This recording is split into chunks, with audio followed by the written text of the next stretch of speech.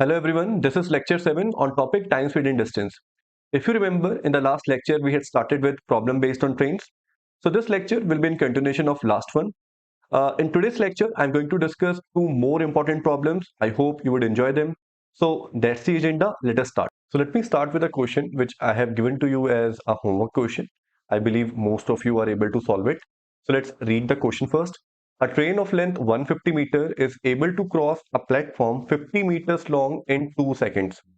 In how much time can the train cross a man moving in the same direction at 20 meters per second? First, look at this condition. A train of length 150 meter is able to cross a platform 50-meter long in 2 seconds. So for this particular situation, I want you to make an equation by using this formula, time equals to distance upon speed. To get the answer of distance, you have to ask this particular question. What is the effective length being covered? I hope you can recall. So if you try answering the first question, what is the effective length being covered? So look at the condition. A train is going to cross a platform. So the object which the train is crossing, it's a platform, and therefore I cannot neglect its length, and therefore the effective length which would be covered by train. See, one thing is for sure, length of train is going to be there. Also, I have to add the length of platform because the train is going to cross an object which has got some considerable length. Therefore, I have to add the length of platform. Now let us try to answer the second question. What are we talking about? Speed or relative speed? You would say, sir, in case when train is crossing a platform, since platform is a stationary object, therefore only speed would be applicable here. Whose speed? Speed of train, because only train is moving. So in order to get the answer of distance upon speed, first read the answer of first question. Length of train plus length of platform. Write it in place of distance. And what speed is applicable? Simple speed. Therefore, just write down speed of train in denominator. And how much time? It is given in the question, 2 seconds. What is the length of train? It is 150 meters. Length of platform 50. Speed of train is something which we are going to calculate. So to calculate the speed of train, simply divide. The speed of train is 100 meters per second. I hope this much is clear. Now, to answer the question, read the second condition. In how much time can the train cross a man moving in the same direction at 20 meters per second? The speed of man is 20 meters per second. Again, if you try to answer the two question, what is the effective length being covered? In what case? When a train is crossing a man. So if a train crosses a man, the length of man is negligible. Therefore, we'll just take length of train. Now try answering the second question. What are we looking at? Speed or relative speed? You would say, sir, since train is crossing a man who is moving, therefore relative speed is applicable here. See, train is moving as well as man is also moving. And since both of them is moving in the same direction, what situation of relative speed is applicable? When the two bodies moves in the same direction, how do we calculate relative speed? By finding the difference. In what order? Faster minus slower. So obviously train would be faster.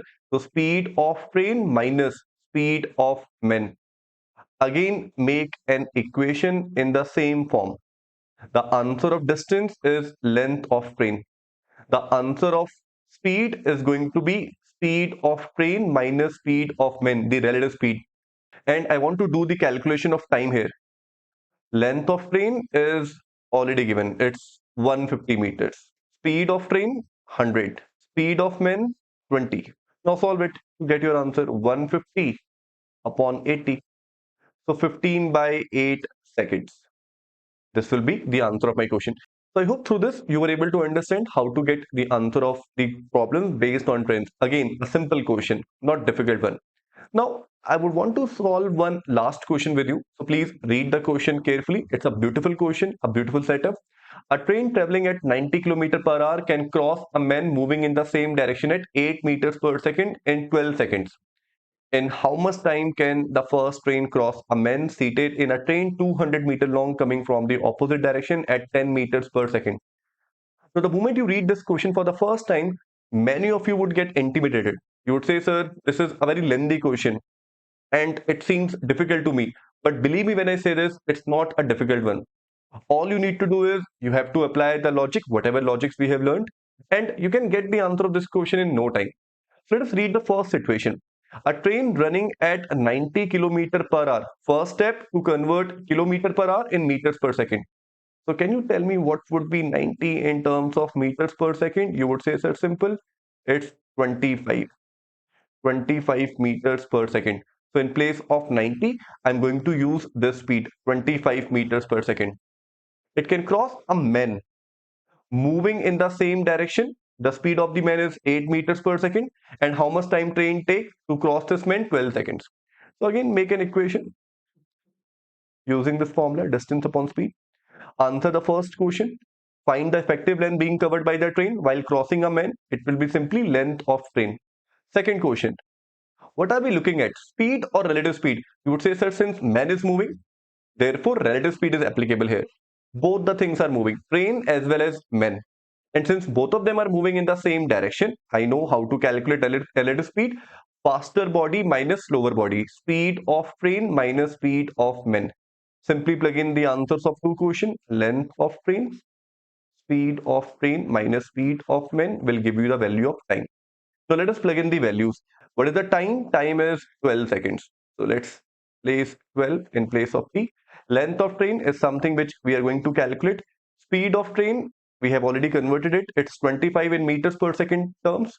Speed of man is 8. So from here, you would be able to calculate length of train. That would be 17 into 12. Now, my suggestion would be do not multiply. Just write it as 17 into 12 only. You realize why I'm saying this. But for now, let's read the second condition. In how much time can the first train cross a man seated in a train 200-meter long coming from the opposite direction at 10 meters per second? Now, what I want you to make the equation by using the same formula.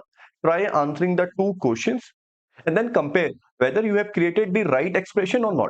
This is a very important step, so don't overlook it. This is a very important step. This will only help you to understand the difficulty level of question. And also, when you compare, you get to know where are you making the mistakes. So please try answering this question on your own first. All right, I hope you have made the equation. And now let us see whether what you have done is correct or not. Now the question is, in how much time can the first train cross a man seated in a train 200-meter long coming from the opposite direction? To understand the situation, let me tell you what is happening here. A train is, let's say, coming from this direction.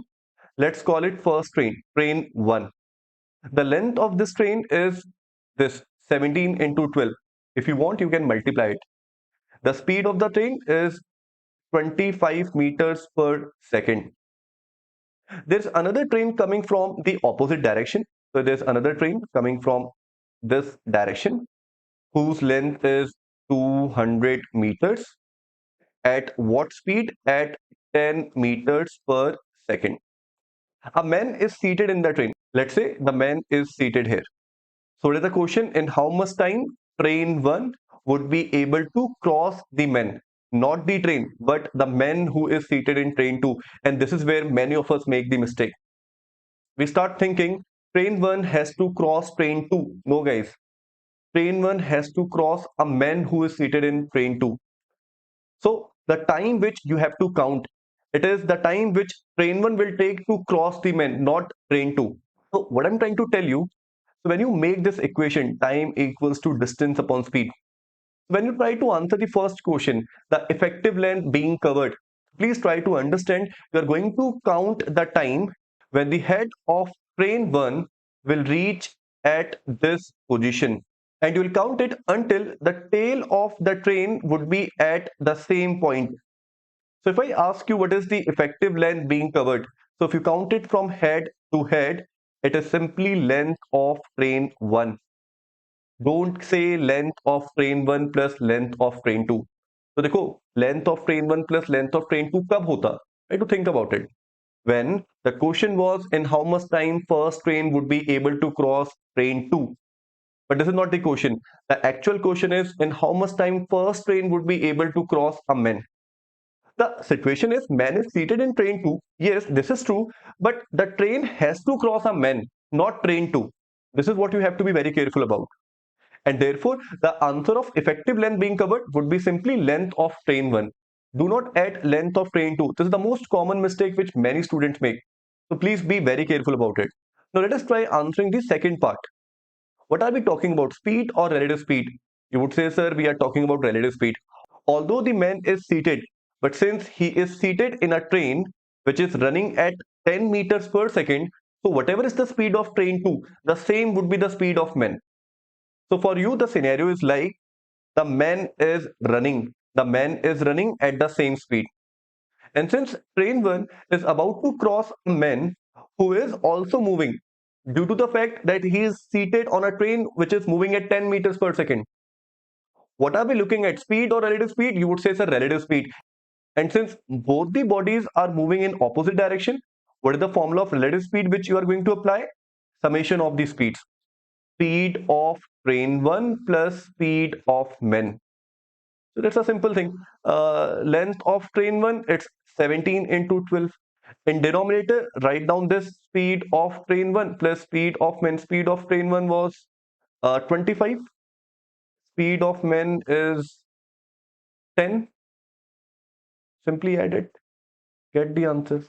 So whatever you get after solving this, that is going to be the answer of the question. I'm not getting into the calculation part because it's simple. 17 into 12, you all can do. See, 12 into 17 is what? 84. This is 204 upon 35.